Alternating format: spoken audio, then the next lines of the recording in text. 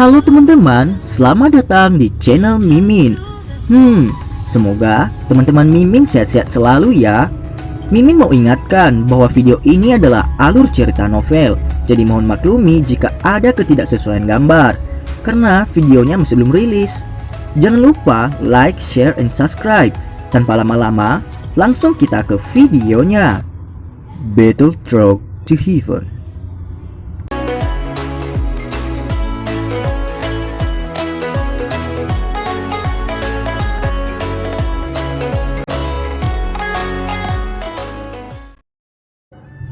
Melanjutkan dari cerita sebelumnya. Bung. 6 sosok manusia merobek penghalang udara dengan cara seperti kilat di permukaan hutan. Dalam sekejap, mereka bertabrakan dengan Dauki yang melonjak seperti gunung berapi meletus menembus udara. Saat Dauki bertabrakan, mereka membentuk angin Dauki yang kuat yang menghancurkan semua daun layu di tanah. Lawan Xiaoyan adalah pria muda bernama Su Xiao. Fisiknya mungkin yang paling halus dan terlemah di antara ketiga pemimpin kelompok. Namun dari diskusi sebelumnya, Xiaoyan tahu bahwa orang ini harusnya sedikit lebih kuat daripada dua orang lainnya. Jika tidak, dengan keangkuhan yang ditampilkan Leng Bai dan Xiuyan, mereka tidak akan memperhatikan kata-katanya. Namun mereka berdua setuju dengan berbagai saran Su Xiao tadi. Sepertinya Su Xiao adalah pemimpin mereka.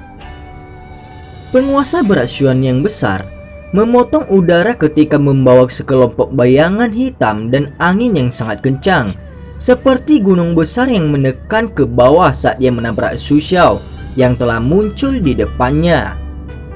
Penguasa besar hanya setengah kaki dari kepala Su Xiao ketika tubuh Su Xiao dengan lembut melayang mundur satu langkah seperti daun yang terangkat oleh angin sepoi-sepoi.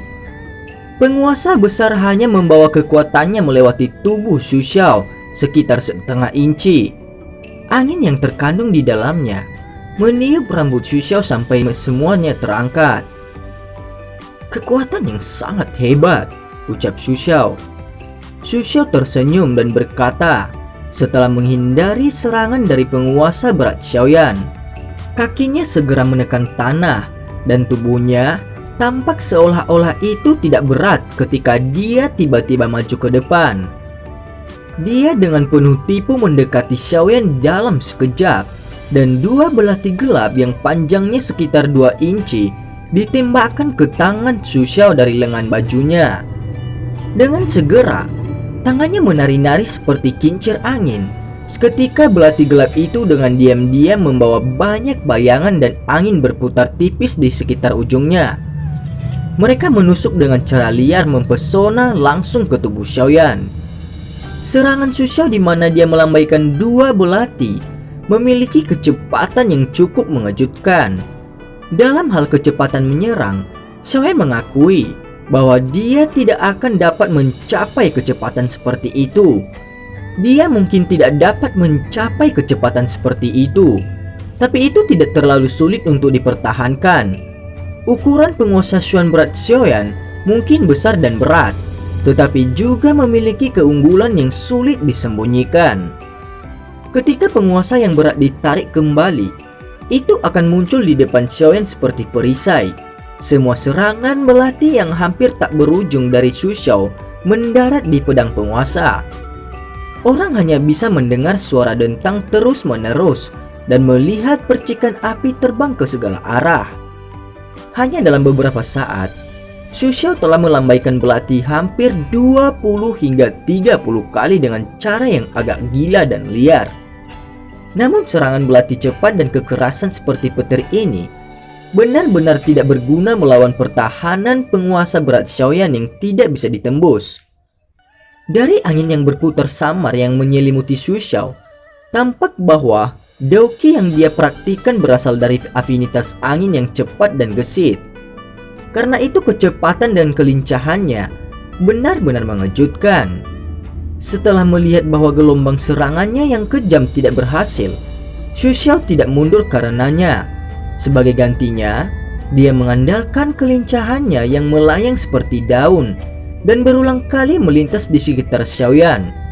Belati di tangannya kadang-kadang akan menggambar busur dingin saat menembak eksplosif ke arah celah sesekali yang diungkapkan Xiaoyan.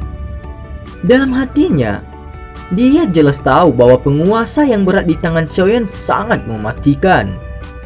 Jika dia membiarkan lawannya memisahkan jarak di antara mereka dan menggunakannya, itu akan menjadi ancaman yang sangat besar baginya.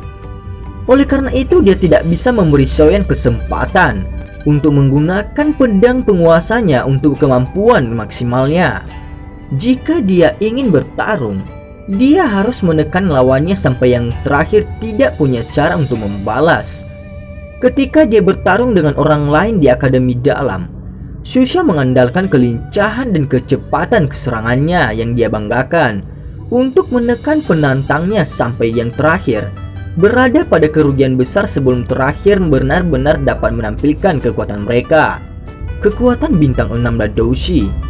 Para siswa di Akademi Dalam memang sangat kuat, gumam Xiaoyan. Tubuh Xiaoyan sesekali bergerak sedikit. Penguasa berat di tangannya seperti perisai, berulang kali bergerak dan berkedip di seluruh tubuhnya. Meskipun kecepatan dan kelincahan serangan Xu Xiao agak di luar dugaannya, untuk Xiaoyan yang memiliki persepsi spiritual untuk bertindak sebagai matanya, ia akan dapat menyerap segala sesuatu dalam bidang penglihatannya hampir secara kilat, terlepas dari kapan lawan menyerang. Setelah itu ia akan mengambil langkah-langkah pertahanan dan serangan balik. Oleh karena itu, mungkin kelihatannya Xu Xiao menyerang dengan ganas di medan perang, tetapi dia tidak menimbulkan sedikit pun ancaman pada Xiaoyan. Di sisi lain, Xiaoyan sudah secara kasar memahami kekuatan Xu Xiao selama kontak mereka sebelumnya. Dia tidak bisa menahan kagum di hatinya. Umur Xu Xiao mungkin hanya sekitar 25 tahun. Meskipun kecepatan latihan semacam ini masih memiliki sedikit kesenjangan jika dibandingkan dengan dirinya sendiri, dapat dikatakan bahwa sangat luar biasa memiliki kekuatan semacam ini pada usia seperti itu. Saat itu ketika Xiaoyan berada di Kekaisaran Jiama, Dadausi terkuat yang dia temui dengan pengecualian Nalanyanran sebagian besar adalah orang-orang yang telah memasuki usia setengah baya. Selain itu, ayah Xiaoyan, Xiaozan, termasuk di antara mereka. Dari sini terbukti bahwa dengan prestasi Xu Xiao, dia mungkin disebut jenius dimanapun dia ditempatkan di Kekaisaran Jiama. Namun seorang jenius dari kelas ini tidak dianggap langka di Akademi Dalam. Itu memang tempat inti dari Akademi Jianan berada. Akademi Dalam ini benar-benar menyebabkan rasa ingin tahu saya menjadi tumbuh. Xiaoyan bergumam di dalam hatinya. Dia melambaikan tangannya dan penguasa yang berat itu tiba-tiba berayun ke belakang. Akhirnya itu menangkis kedua belati yang menusuk dengan cara seperti kilat.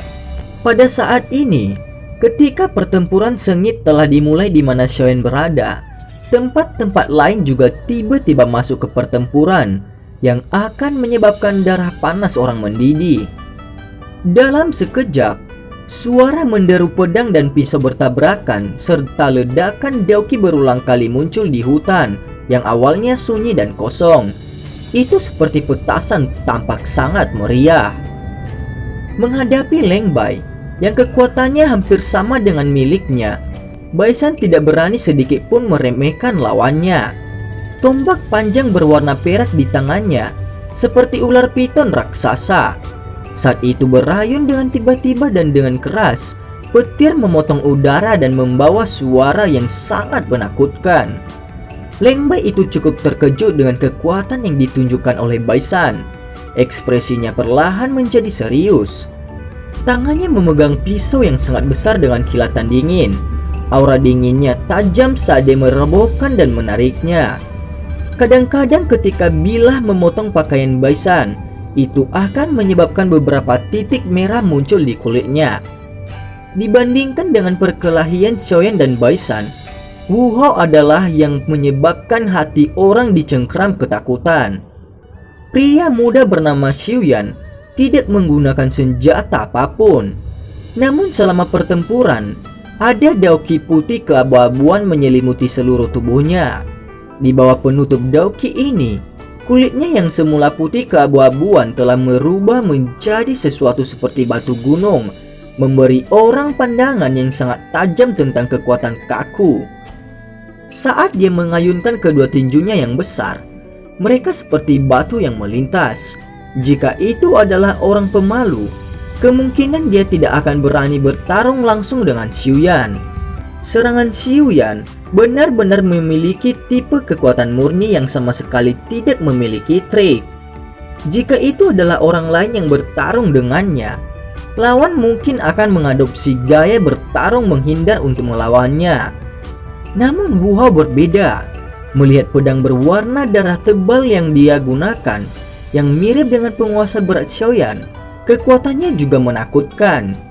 Memang benar demikian, ketika dihadapkan dengan serangan keras Xiuyan, dia bahkan tidak mengambil setengah langkah ke belakang. Daoki yang berwarna darah tanpa henti keluar dari dalam tubuhnya. Dia segera melambaikan tinjunya yang berat, membawa suara ledakan yang lembut dan rendah, karena dia berulang kali menyebabkan tabrakan langsung dengan Xiuyan.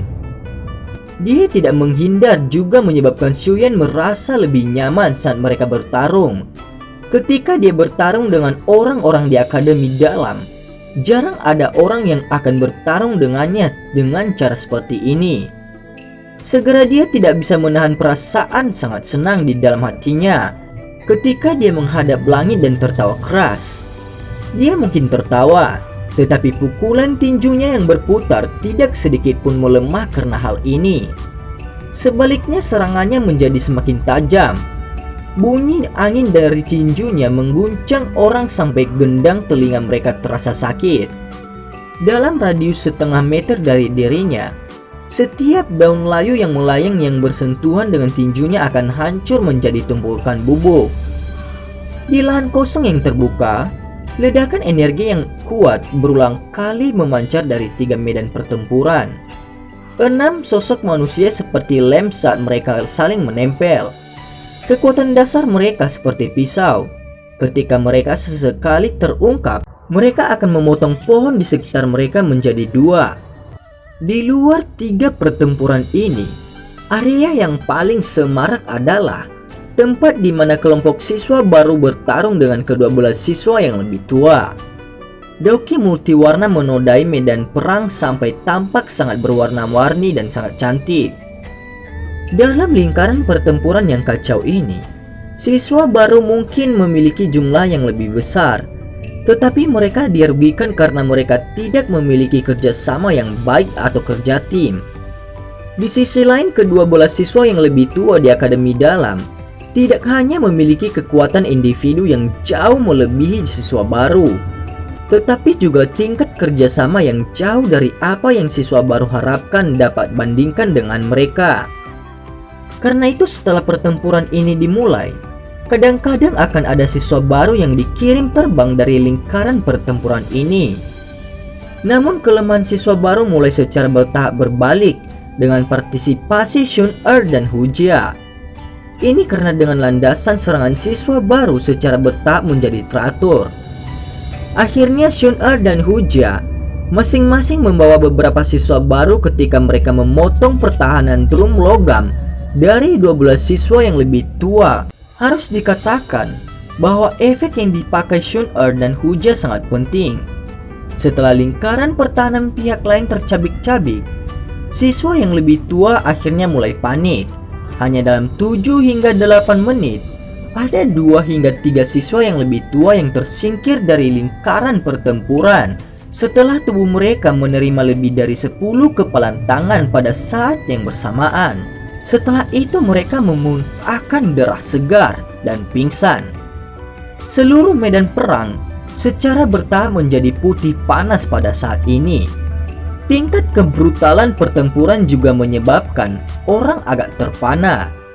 Selain tidak menyebabkan kematian, ada cukup banyak orang yang karena mata mereka yang memerah telah mengalahkan lawan mereka sampai yang terakhir terluka parah. Di antara mereka adalah siswa baru dan siswa yang lebih tua. Singkatnya, kompetisi berburu energi api tahun ini kemungkinan akan mengguncang seluruh akademi dalam. Ini karena pertama kalinya dalam 10 tahun terakhir di mana siswa baru yang berpartisipasi dalam kompetisi berburu telah menekan siswa yang lebih tua sedemikian rupa. Saat pertarungan di medan perang memasuki fase panas-panas ini, perubahan akhirnya mulai terjadi di medan pertempuran Xiaoyan. Setelah bertukar pukulan selama lebih dari 10 menit, Xiaoyan dapat dianggap telah sepenuhnya memahami pola serangan Xu Xiao. Setelah ini sudah waktunya untuk serangan seperti badai liar yang terakhir untuk berhenti. Tangan Xiaoyan memegangi penguasa yang berat itu dengan erat. Dia menjerit pelan saat tubuhnya mulai berputar dengan cara seperti griyo. Bayangan hitam dan gelap yang sangat besar membawa angin menakutkan yang menutupi wilayah itu dalam radius 2 meter dari tubuhnya. Perubahan tiba-tiba Xiaoyan dari pertahanan juga di luar harapan Xu Xiao. Dia dengan cepat menarik tubuhnya kembali saat tangannya menekan belati ke tubuh penguasa dengan cara yang sangat terampil, menggunakan kekuatan untuk mendorong tubuhnya ke udara. Melihat Xu Xiao melompat kembali, ujung mulut Xiaoyan terangkat menjadi senyum dingin. Penguasa berat di tangannya tiba-tiba dimasukkan ke tanah dan tangannya dengan cepat membentuk beberapa segel. Sesaat kemudian kepalanya sedikit miring ke belakang, sementara mulutnya membentuk cembung dan lengsung terbuka dengan tiba-tiba. Segera auman harimau yang berisi gelombang suara aneh dikeluarkan dari mulut Xiaoyan. Raungan itu baru saja keluar dari mulut Xiaoyan ketika Xu Xiao yang menghadapnya di sisi lain yang berlawanan tiba-tiba merasakan ledakan seperti guru yang gemuruh di benaknya. Dalam sekejap, pikiran Xu Xiao merosot dan pingsan. Auman ganas harimau singa emas. Ini adalah teknik Dou Sonic yang telah dipraktikkan Xiaoyan tepat sebelum perjalanannya untuk memasuki akademi dalam. Sekarang dia telah menampilkannya untuk pertama kalinya. Dia mendapatkan efek yang membuatnya bersukacita. Dan cerita pun bersambung. Terima kasih telah mendengarkan Mimin sampai akhir ya. Dan sampai jumpa.